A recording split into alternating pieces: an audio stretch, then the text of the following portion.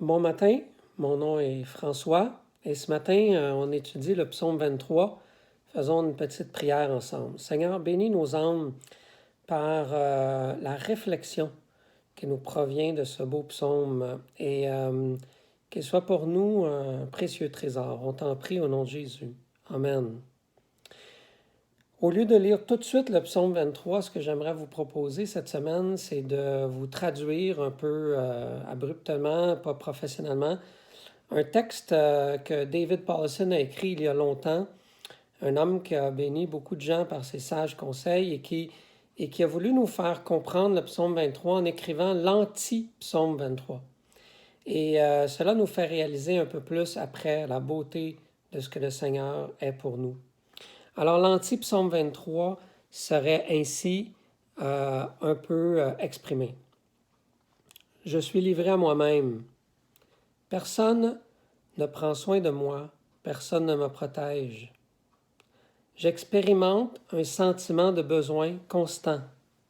C'est comme si, à chaque moment de ma vie, rien n'est totalement juste. Je suis sans repos. Je suis facilement frustré et déçu. Ma vie est comme une jungle. Je me sens dans le désert. J'ai soif. Mon âme se sent brisée. Mon âme est malade.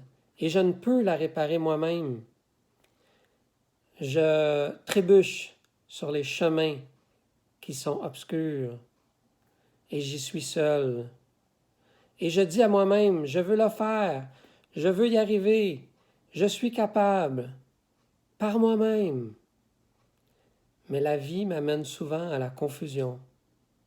Pourquoi cela ne fonctionne-t-il pas comme prévu? Je me sens un peu envahi par des pensées de vide et de futilité et d'ombre de la mort. Je crains la fin, car je sens que je serai seul pour traverser cette vallée, la vallée de la mort. Je préfère ne pas y penser.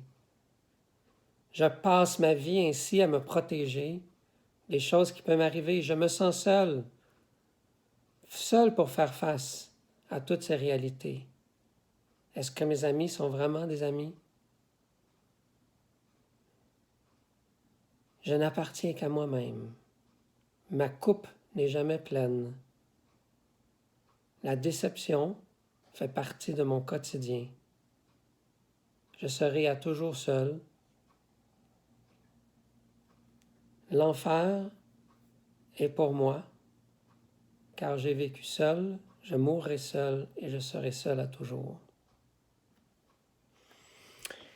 Cet anti-psaume, cette espèce de conversion du psaume 23 nous fait certainement réaliser le poids, la beauté des paroles qu'on va maintenant lire, qui sont de la parole de Dieu et qui sont le psaume 23. Le Seigneur est mon berger. Je ne manque de rien. Il me met au repos dans de verts pâturages. Il me conduit aux eaux calmes. Il me fait revivre. Il me guide sur la bonne voie, car il est fidèle à lui-même. Même si je marche dans la vallée de l'ombre de la mort, je ne redoute aucun mal.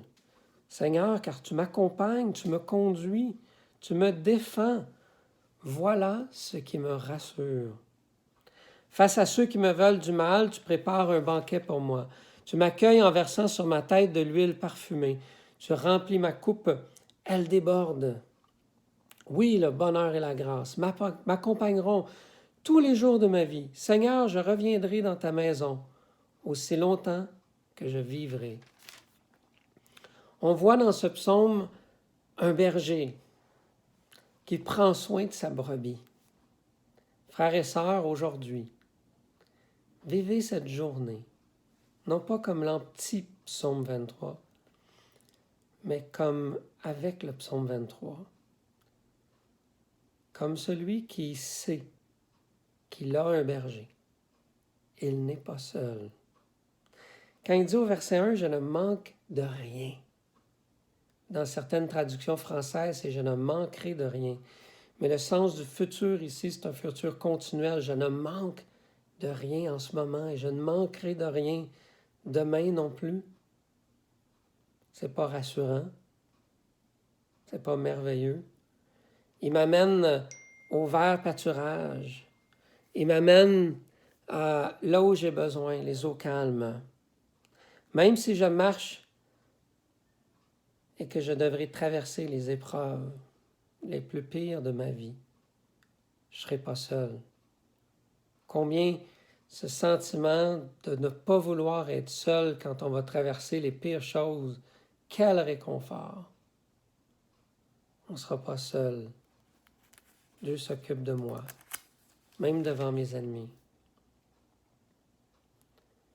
Il peut être pour vous une source profonde de grâce et d'amour. Quand on va vers ses promesses, qui sont comme des paroles où Dieu s'engage envers nous, ces promesses sont restauratrices. Elles nous rappellent qu'on n'est pas seul. Vous n'êtes pas seul aujourd'hui.